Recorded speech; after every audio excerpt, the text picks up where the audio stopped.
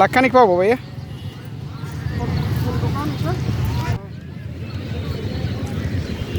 পরিচিত তো নাকি? হ্যাঁ হ্যাঁ পরিচিত হলে টাকা পাবে।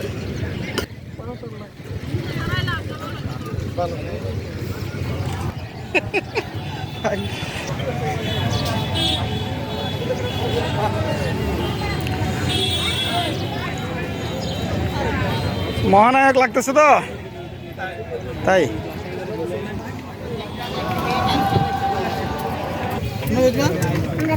ওরা দাঁড়া জায়গা বলেন, আমরা এখন যাচ্ছি গিয়া বলেন। আমরা এখন হ্যাঁ উদ্দেশ্যে এই হচ্ছে শাহপরান,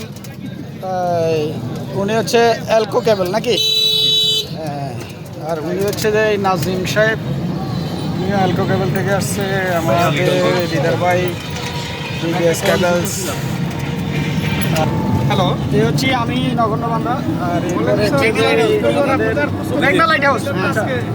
এরপরে অভিজিৎ বড়ুয়া, উনি আমাদের বাবু। উনি সাঁতার জানে না, আমাকে দেখে দেখে রাখছি।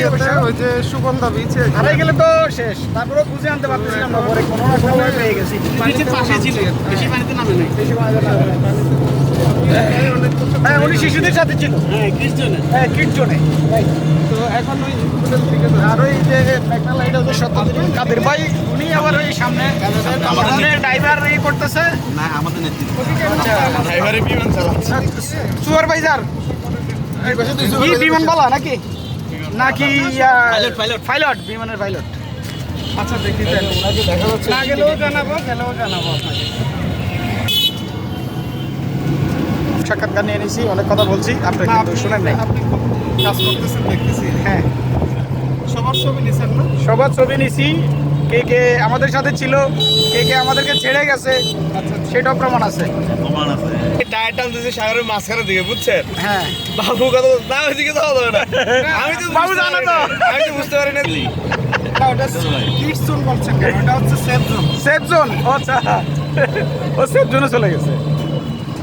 না, সেফ জোনে টাকা ভালো। তো চিন্তা পর্যটক যদি ওরকম সচেতন। আরে ভাইয়া তো হচ্ছে বাবু চিন্তা করে না, ভাইয়া তো